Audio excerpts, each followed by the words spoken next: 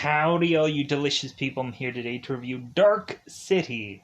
So, immediately I would go on and say if The Outer Limits was to go on and do a film, I would have to say The Dark City probably has to be it. Like, this just blatantly feels like an Outer Limits kind of episode being placed as a film. Just very stretched out and so on and so forth. But I find this movie rather interesting. I can go on and say that I went on and I felt like there was a lot of just points where not every bit of dialogue was landing in my direction, but I really could overall enjoy some of the ideas that were coming from this movie, and I could also enjoy some of the visuals that were kind of going on in this film. And the overall idea and concept is kind of interesting and it feels kind of very unique, but I can also go on and say that this movie kind of does feel like the Truman Show, or it goes on and kind of has this Vanilla Sky kind of approach to it, where we had in Vanilla Sky we had Tom Cruise's character turning to Kurt Russell's character and telling him oh hey, you feel like you're a real person in this world, right? And Kurt Russell's character is well, yeah. And then Kurt Russell turns around and he's well, you have two kids, right? And Kurt's well, yeah. And so Tom is well, what are their names? And Kurt is yeah, I don't know what that are. I don't know what those are. Oh, crap. Well, I guess I'm not a real person. And so we kind of have this movie doing that, where it kind of feels like the movie Mandela Effect, if I can say that correctly, where we go and have things that are slightly tweaking, and of course to be just kind of when something was Berenstein Bears one day, all of a sudden it's Berenstain Bears the other, and so on and so forth, kind of leading us to realize okay, wait a minute, that building wasn't there the day before, was it? Uh, like, and all of a sudden this town is to drastically change around these people, and brand new things are to get created for a certain number of people to remember a certain number of things. So, with that said, yeah, so I had some enjoyment with this movie, but I would have to go on and just say that this is kind of just another kind of just middle of the road kind of film. Because honestly, I'm sure probably even after I am to be done watching this movie, to me, it's probably going to be quickly forgettable, where I might kind of know, the main, thing about this movie, but I probably won't remember much about it. Even to the point of when I probably review this, there's going to be some parts where I'm going to just be as far as transitional stuff goes, just because there's a lot of just little bits and pieces that kind of lead up to this eventual big reveal to just be aha. So yeah, so this kind of feels uh, people are to assume, uh, continue to assume things, to just find out that uh, their places that they are living, let's just say in a very cryptic sense, are to not be what they think that they are. Nothing is to be what they think that any of this is. And so, yeah. So, with that said, let's just go on into spoilers about this one. And let's just go out of our way to go into that double five time territory. So we can go into this thing called let's go into spoiler time. Spoiler time, it's about that time we just do spoil blah, blah, blah, this movie. So, in the very beginning of this film, we of course have John, who is to be kind of very uh, very unsure about everything as he is kind of waking up from this tub, all of a sudden to not even know that he needs to put these things on called clothes. So John starts putting on these things called clothes uh, right as he's kind of slipping and sliding through every part of his house. Then he realizes, oh, I should probably put shoes on. So this guy like seems to know nothing about nothing. And so all of a sudden John is getting a phone call from Dr. Daniel going and telling him like, hey, like I completely know that you don't know anything, and like I'm gonna try to explain this to you the best I can because I'm here to help you and be your friend and yada yada yada. So, and Dr. Daniel is telling John that he should probably be leaving the room that he's in very soon because there's people that are after him. So John all of a sudden notices this dead body that if that is to weirdly have these kind of spirals upon the body. And I'm like, what is this? Like the one Book of Saw movie, the one like Spiral Book of Saw film with Chris Rock in it. So John Murdoch, after going and seeing this body, is to leave. Where all of a sudden we have these three very tall, bald individuals making their way into this room. And so we have John making it down to the hotel manager, and the hotel manager is stopping John, telling him, hey, you have been living in that hotel room, because this is a hotel, for 3 weeks now. And John's like, really? I've been here for 3 weeks? It's like, I wouldn't have never known. So the hotel manager is saying like, well, you have to go on and go to the laundromat and retrieve your wallet because someone had called and reported that this was going missing. And so this hotel manager is telling him like, yeah, like you should go on and definitely get this wallet so you can go and pay me for your rent because you had paid up to 3 weeks of you being here, and now to the minute, like this, of course, is to be like your rent is now due. So we have this hotel manager saying that their books are as neat as their way of making beds, and that like, hey, like make sure like you're paying or you're not going to be playing, like so to speak. You're not going to be going on and living in this apartment or in this hotel if you don't have any rent. So John goes on and is, of course, to make it to this laundromat or this automat or whatever it's called. We all of a sudden see this big, massive wall full of all these kind of little doors that, of course, are to have a number of different foods, apples, jelly, so on and so forth. That once you kind of put these coins in and you open this little door, you can go and retrieve this thing of food. So John is going on and talking to this man that's kind of behind this wall of this food, and telling him, "Hey, man, like you forgot your wallet here." And so this guy just goes and puts this wallet in one of the little doors, and so now John has to pay to be able to get his wallet back. Which I'm like, okay, I don't know how that's gonna happen. So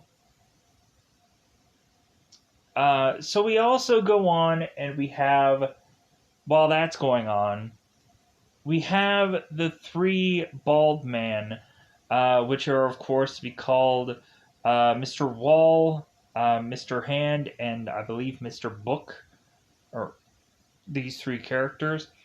they go into this place and they realize that John isn't there. So all of a sudden, when this hotel manager is to come in there, they go on and they erase this guy's memory, and we see him later as this newsstand vendor.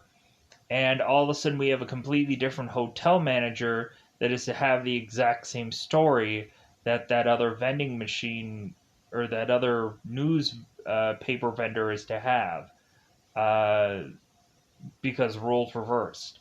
So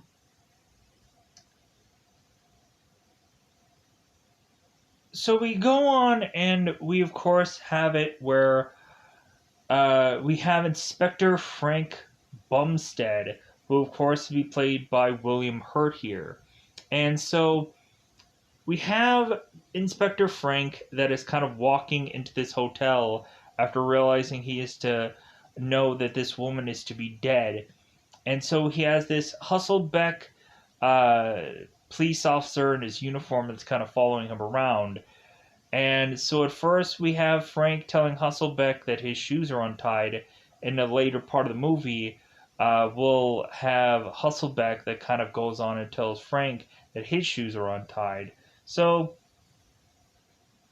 Frank goes up to this room, and we have Hustlebeck that's like, "Hey man, like, why did you take on this case?" And Frank is just saying, because like this is the case they gave me, and so this is the case I took. Like this guy has no real care about going from one case to the other. It's meaningless to him as long as he just continues to get paid. That's all that really matters. So Frank goes on, and he is to like just go like, "Oh, okay, I guess this woman's dead," and so like let's kind of move on from here. So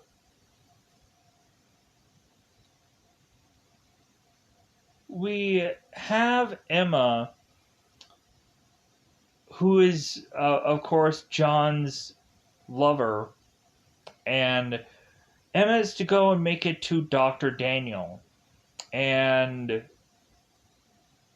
she is going and asking Dr. Daniel, of course, about why there have been kind of messages from Dr. Daniel. And so, like, Emma was kind of suspicious about this, so she goes and sees him. Dr. Daniel is going and talking with Emma and saying, like, well, the reason why I have gone on and been a doctor to John is because of the things that have been going on with your relationship with him, and how he has technically felt very betrayed by you, and so like he's seeking my treatment so I can be able to help him.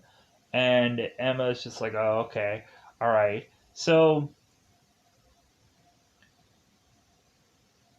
we have John that, of course, to go on and meet or meet. John is to be at this laundromat, and he is to be able to use this thing called tuning power, so that way he can open this little door and take his wallet.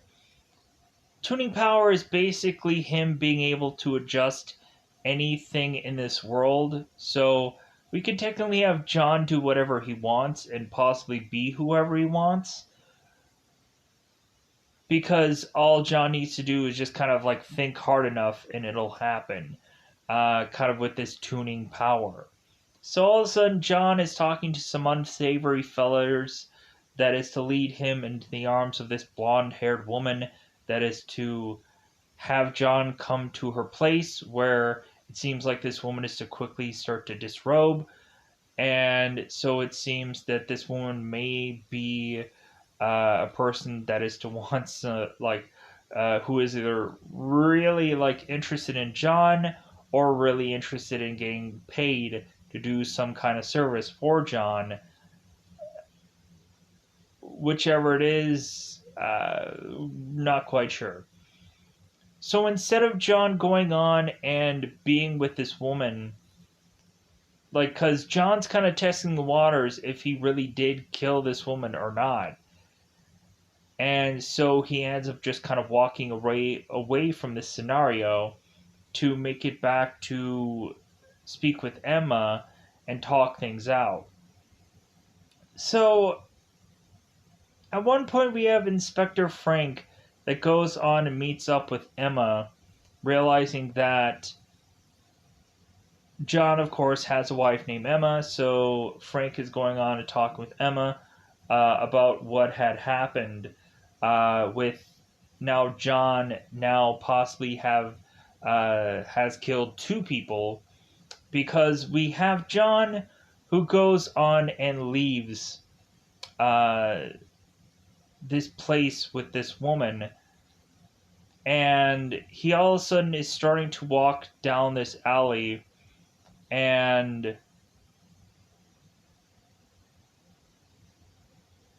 we have him go on and start making it further in his place. All of a sudden, he starts pulling out of these newspaper clippings, mentioning about some killer, and he realizes that this is probably about him. So all of a sudden, we have these three bald men that are to be very alien-esque that are trying to go after John, but John figures out a way to get away from them, and so we have these characters that, of course, are to be called Mr. Hand, Mr. Wall, and of course uh, Mr. Book. And so what ends up happening is we have them talk to Dr. Daniel, and so Dr. Daniel eventually goes and implants John's memories so that way Mr. Hand can figure out where John is going to head at some point. So, and Mr. Hand makes it back to the woman of which that he had been with, and Mr. Hand goes and has this woman be killed off. So, when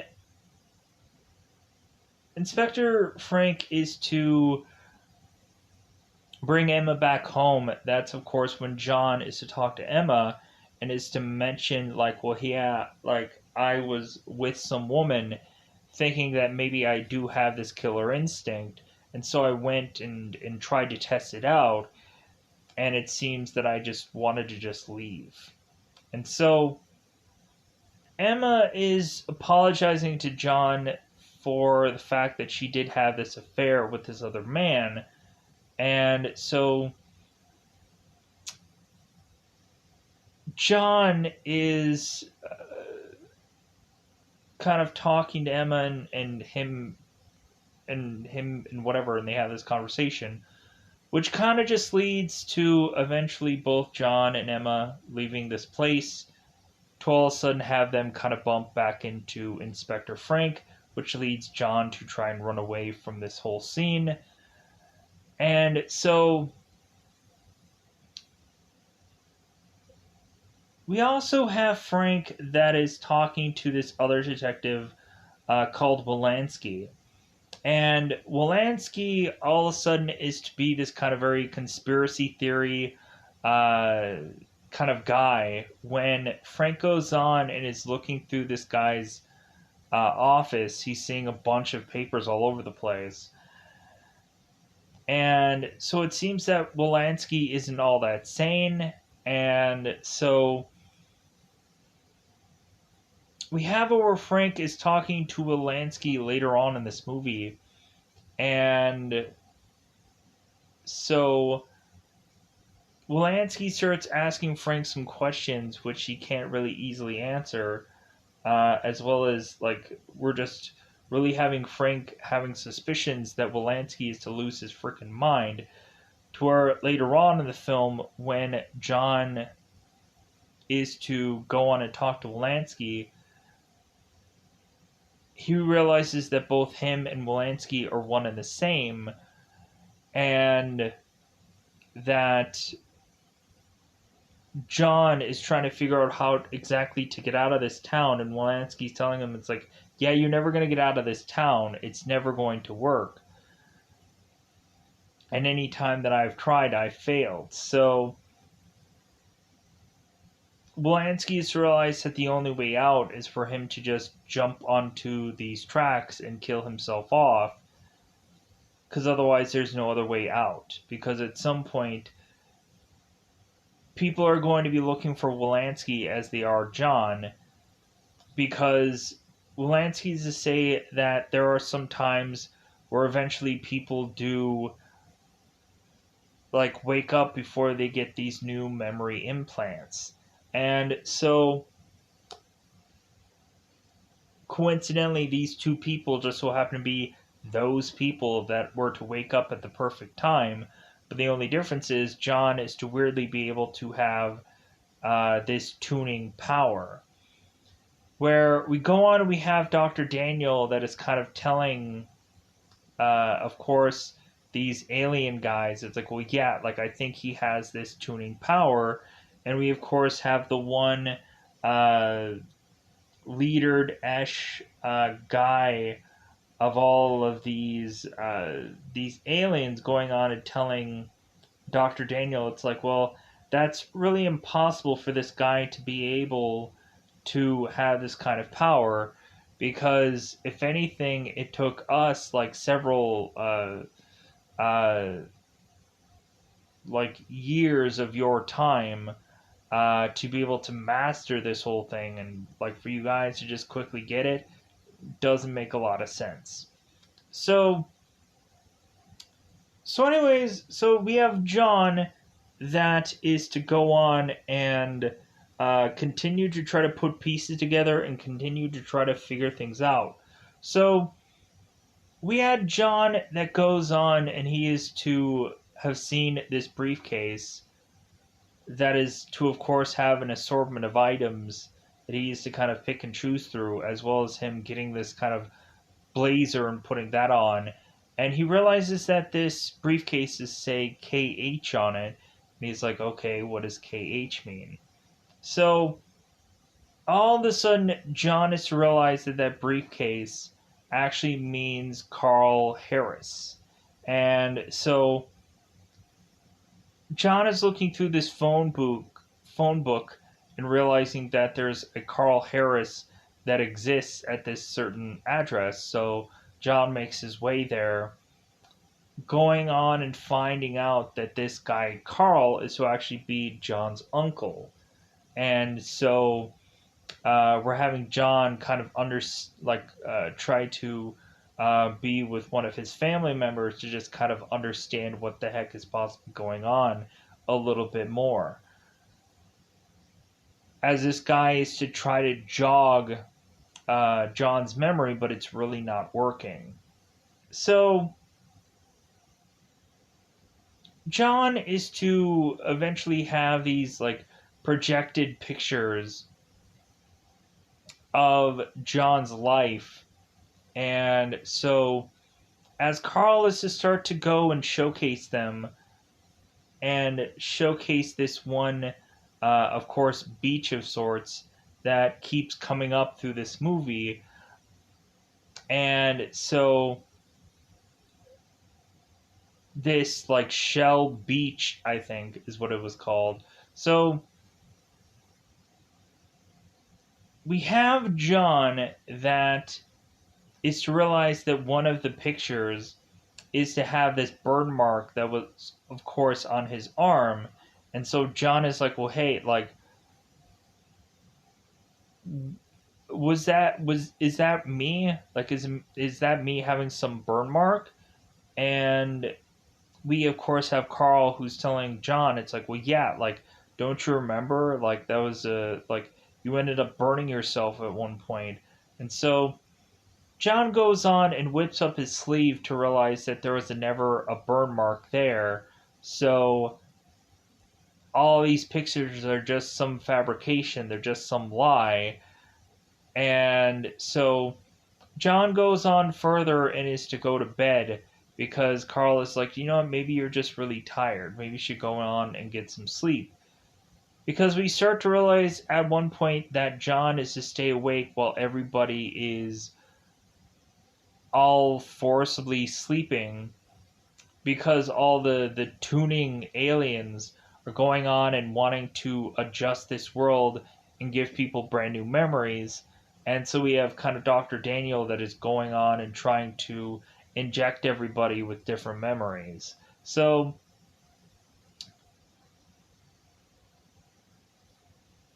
showcasing us that now, like, these characters are to have this really small table, then all of a sudden the table is much bigger than I guess we originally thought it was, because all of a sudden this table just starts to weirdly adjust.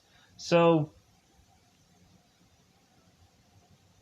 John is realizing while everyone is sleeping, like, John is realizing every bit of what's going on here. And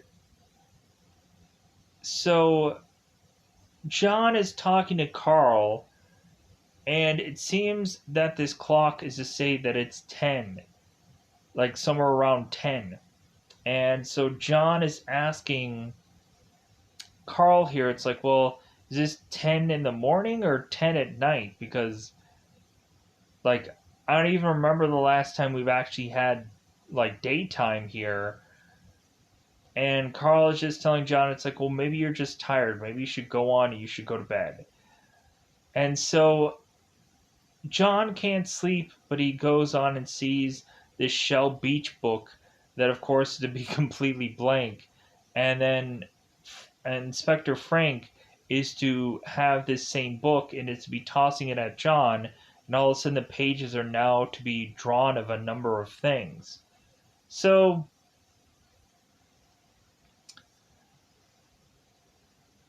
John goes on here, and so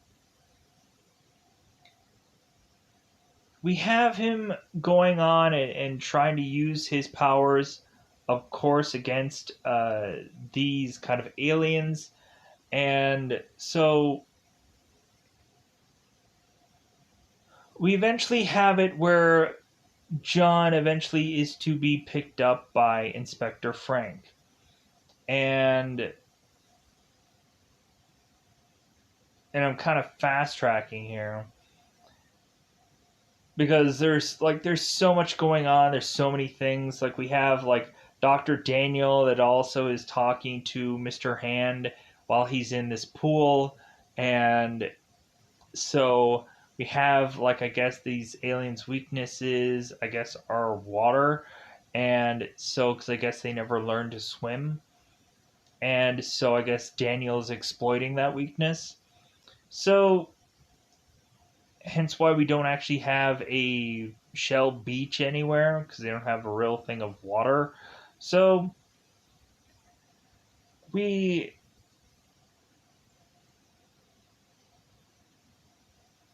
go on further into the story, because we just have a lot of scenes where Dr. Daniel is talking to the aliens and is realizing that some of these characters don't really even have a name.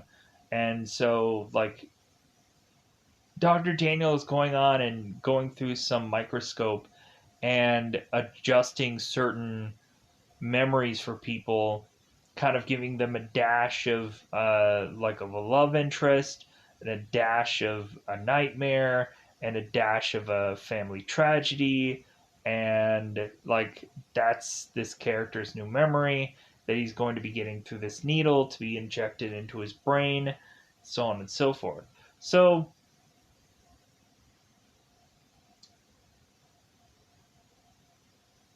John goes on, and he is to eventually land into Inspector Frank's uh, police station. And so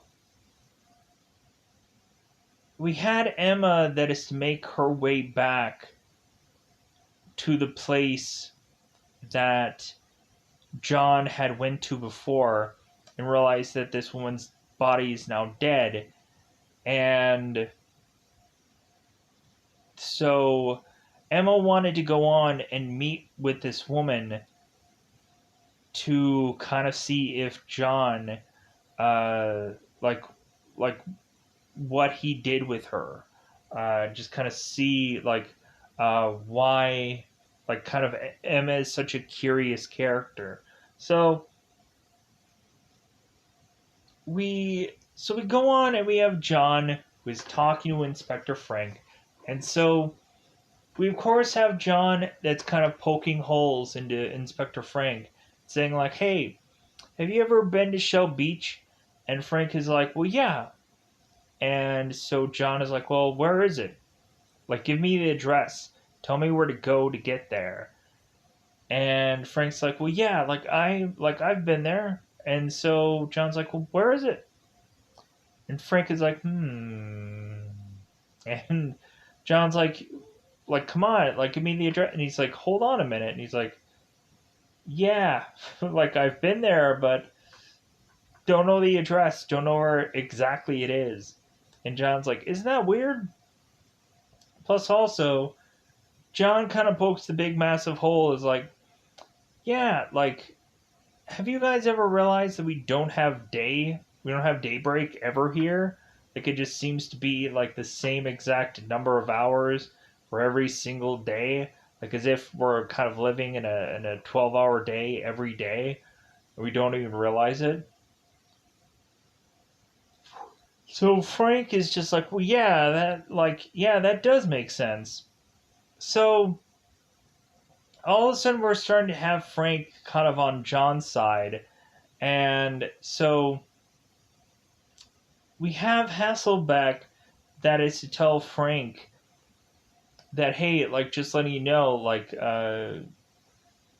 Walensky was to go on and kind of kill himself, and so then Frank goes on and tells Hasselbeck tells Frank that it's like, hey, your is untied, and so Frank goes on and he is to start to believe John. And so they both go off and they're wanting to try and find this Shell Beach. And so they rebump back into Dr. Daniel to talk to him because it feels like if anybody knows anything, it feels like Dr. Daniel does. So both of them are kind of going on and speaking with Dr. Daniel. And so we have Dr. Daniel that's telling John that he has this implanter that is to help John kind of beat these aliens. And so John is like, "I don't know if I can trust you, so I'm just going to go on and put this in my pocket." Yeah, I don't know. So,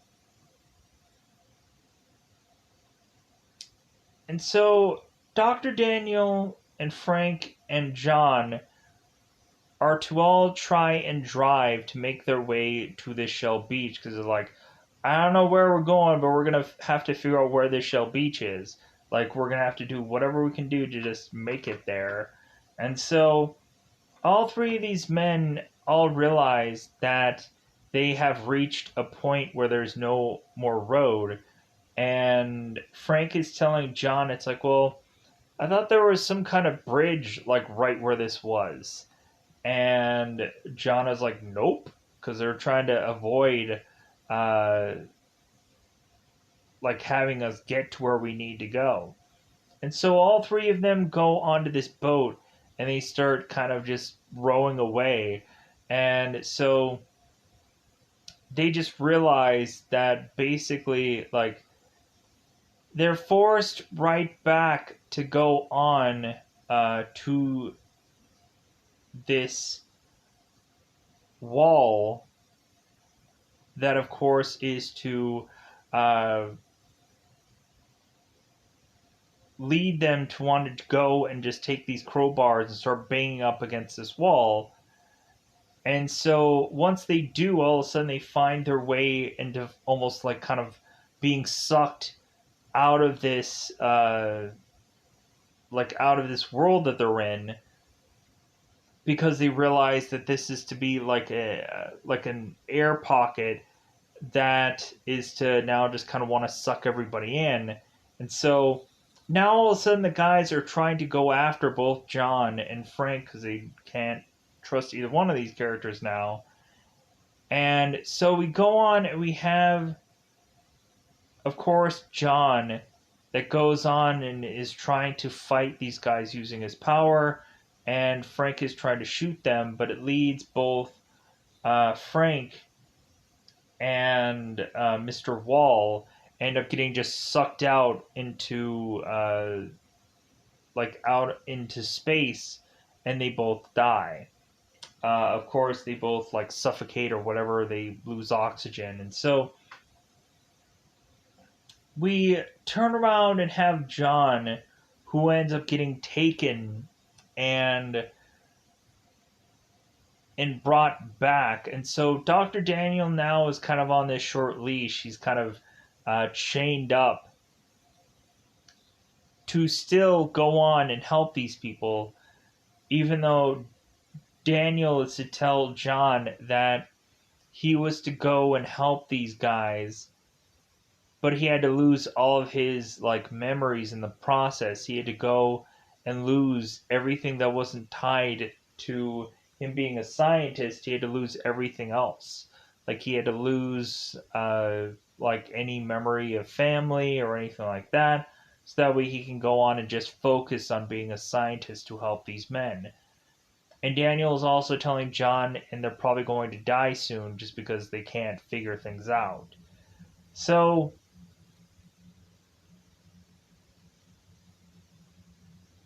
John goes on and is to, of course, be like strapped onto this this kind of chair or kind of table thing, where we of course have Dr. Daniel that is supposed to implant something into John, and Daniel goes on and is to implant to John the implanted thing that he was trying to help him with, help him uh, like take before. And so Daniel goes and inserts this thing, and so John has all these memories that are going to help him against these aliens. And so now John goes on and he feels like he has like the best opportunity, the best chance. And also Dr. Daniel is kind of motivating John through these dream sequences, and he is just consistently showing up throughout every single one of these little dream segments and saying like, yeah, I'm going to motivate you, like I'm going to keep coming into this dream and all these memories to kind of motivate you to go on and like really focus on like amping up your power, so you can use it to the best of your benefit compared to all these people, all these aliens. So the aliens are to realize that Daniel was to help John, and then so John goes on and is to start to use his power against all these aliens and start to take them down and kill them off, to the point of us having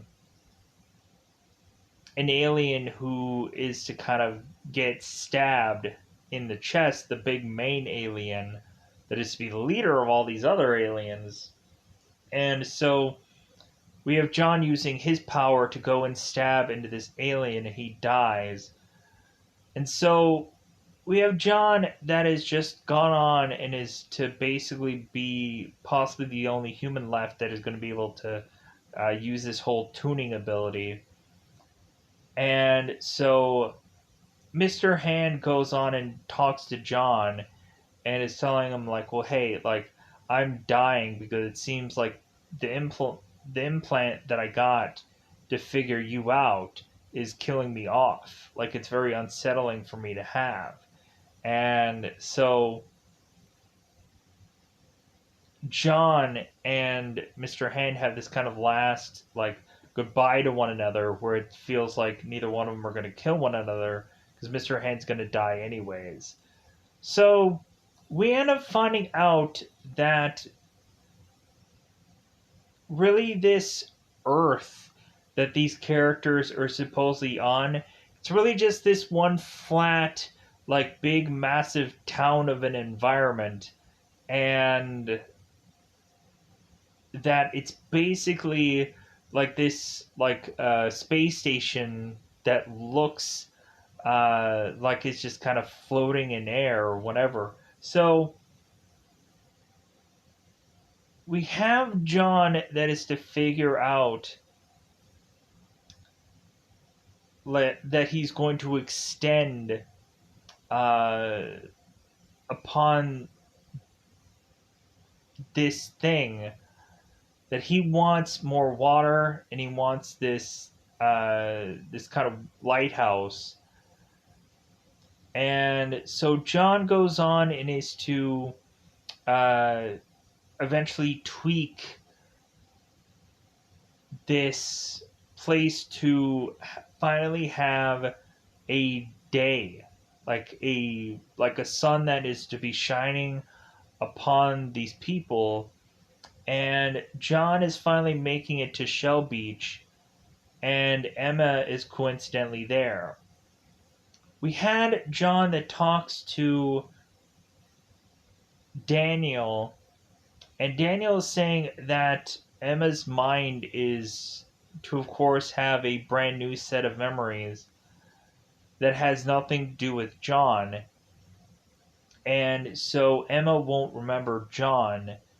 And so John is just telling Daniel, it's like, well, like, why can't we just come up with some kind of something to build and correct this? Because John is thinking, well, like, given enough time, he can probably correct anything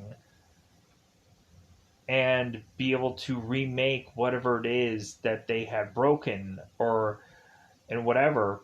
So John goes on and he's talking to Emma at this beach, and it seems that both of them are going to end up with one another anyways, because Emma's saying like, hey, you want to come to me on this beach? And John's like, sure. So they just kind of walk off, and like that's how the movie just ends. So in a very roundabout way, I didn't get to every single part of this movie. In a very odd roundabout way, I apologize if it's not heavily in detail. I tried to do the best that I could. There's a lot of moving parts in this movie. There's a lot of stuff to just unpack. So if I forgot about anything, I apologize. But otherwise, I'm also kind of ready to go on and call this one a day. Also, because I think I don't know. I feel good enough about this one. Um, but let me know in the comments below how you felt about Dark City. If you went on and finally found it, or if you have no interest in seeing this film based on whatever kind of things or whatever. Maybe you kind of saw this film at some point and you're just like, yeah, this is a weird direction that this movie goes into.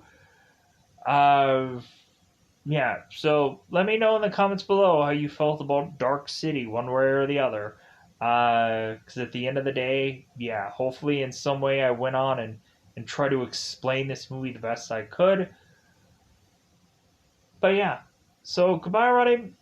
Bye, everybody.